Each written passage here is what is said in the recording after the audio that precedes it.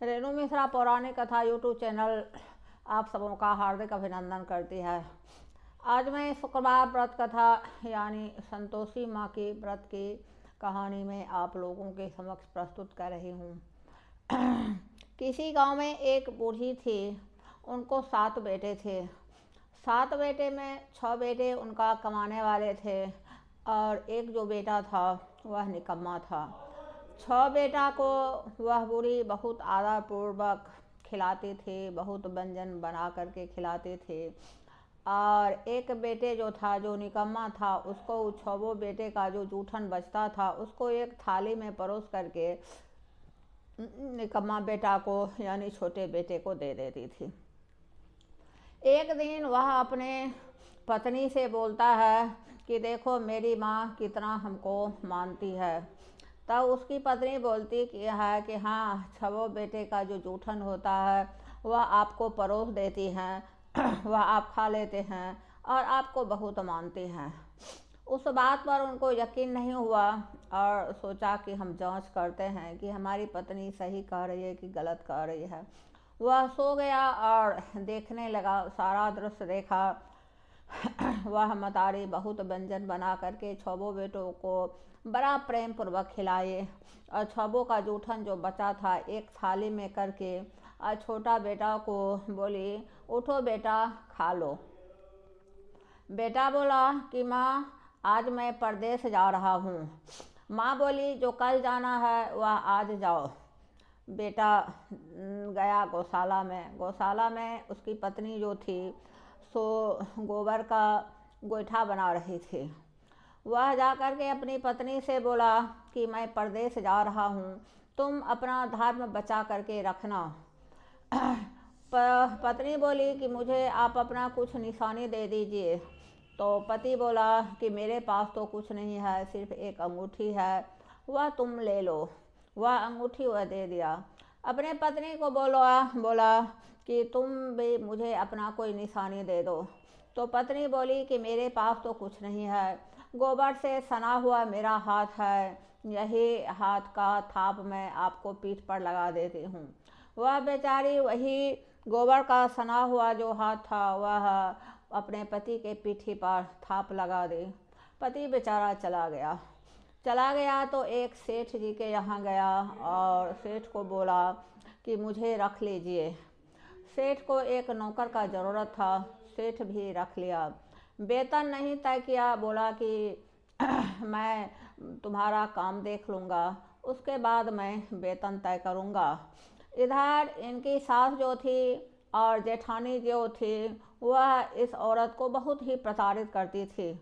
प्रतिदिन वह जंगल से लकड़ी ढो करके लाती थी और उनकी सास और उसकी जेठानी जो थी वह भूसे की रोटी और नारियल के खोपले में उस बेचारी को पानी देती थी। किसी तरह वह बेचारी अपना कष्ट सहन करके ज़िंदगी गुजार रही थी। एक दिन वह लकड़ी लेकर के आ रही थी तो रास्ते में संतोषी माता का एक मंदिर मिला। मंदिर पर बहुत सी औरतें पूजा कर रही थी तो वह बेचारी वहाँ पर रुक गई और वो पूछी कि यह क्या चीज़ का मंदिर है और यहाँ पर क्या हो रहा है। सभी औरतें अच्छे अच्छे कपड़े पहनी हुई थी। वह औरत सब बतलाई कि यहाँ पर सभी लोग शुक्रवार व्रत कर रहे हैं और यह संतोषी माता का मंदिर है। उस व्रत करने वाली औरत से वह औरत पूछी पूजा का विधि विधान और उसका महात्मा। वह सारी औरत उसको पूजा का विधि विधान और महात्मा बतलाई। वह सोची कि मैं भी लकड़ी बेच करके सारा सामान ले आती हूँ और मैं भी संतोषी माता का व्रत करती हूँ। वही कि उस दिन वह लकड़ी बेच ली और सामान खरीद ली और संतोषी माता का व्रत करने लगी। 3 शुक्रवार जब बीता तो उसके पति का पत्र आया तो वह और प्रेम से संतोषी माता का व्रत करने लगी। खूब अच्छी हो गई व्रत करने से। तब एक दिन बैठ करके वह रो रही थी अपने पति को याद करके। उसका पति भी उसको याद कर रहा था। तब संतोषी माँ उसके पति के स्वप्न में आई और बोली कि तुम अपने घर को जाओ। वह सेठ जी वह उसका पति जो था वह उठा और संतोषी माता को बोला कि हे माता, मेरे पास तो कुछ नहीं है, मैं कैसे घर जाऊंगा। तब संतोषी माँ उनको स्वप्न में ही बोली कि तुम्हारे दरवाजे पर सवेरे सवेरे 4 ठो पैसा गिरा मिलेगा और उससे तुम संतोषी माता का व्रत करना।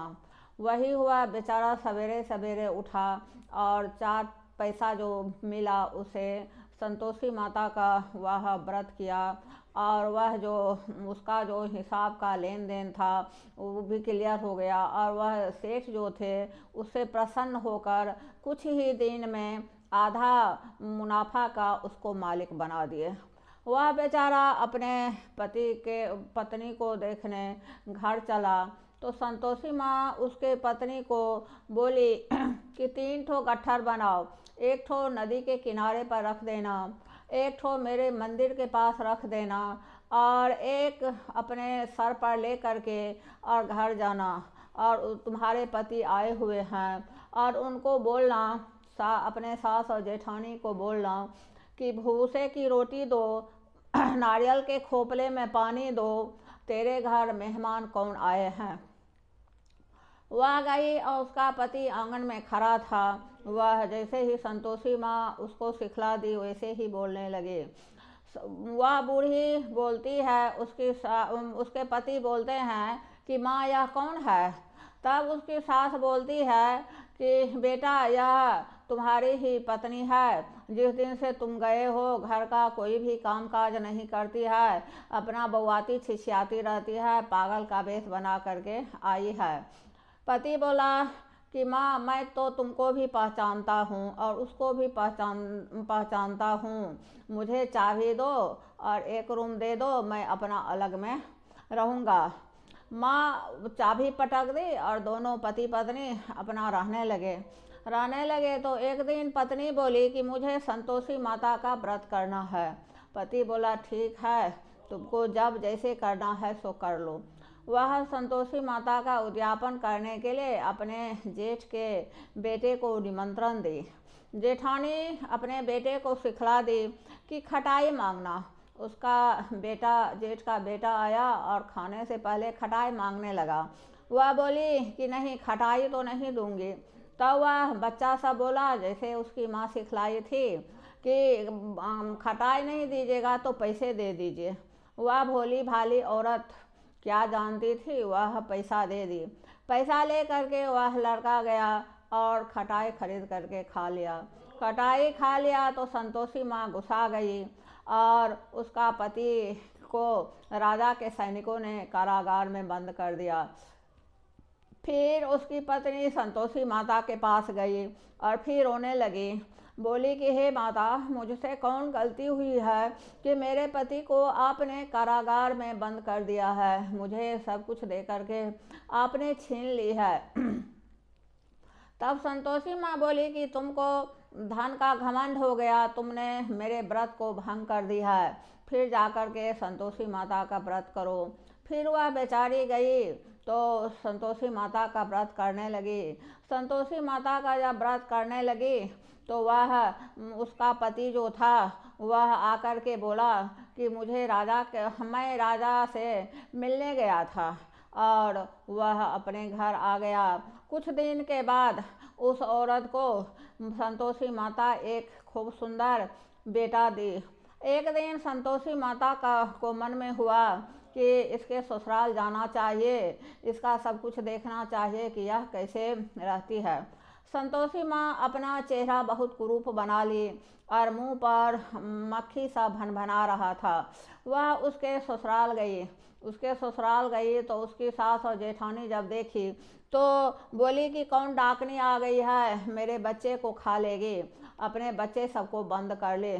वह औरत जो संतोषी माता का व्रत कर रही थी वह दौड़ करके आई और बच्चा को पटक दी या दौड़ करके आई और संतोषी माता को कहने लगी कि मेरी माता मेरे घर आई है, मेरी माता मेरे घर आई है। उसकी सास और जेठानी बोली कि यह पागल हो गई है, इस डाकनी को माता माता कह रही है। तब वो बोली, वह औरत बोली कि यही ना हमारी संतोषी माता है।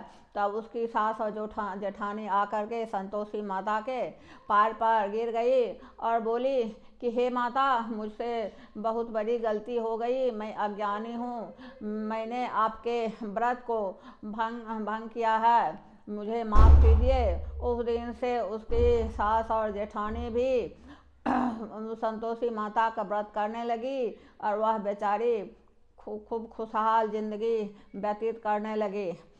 अगर मेरी कहानी आप लोग को अच्छा लगे तो मेरे चैनल को आप लोग सब्सक्राइब करना न भूलें। मेरे कहानी को लाइक कमेंट कीजिए। धन्यवाद।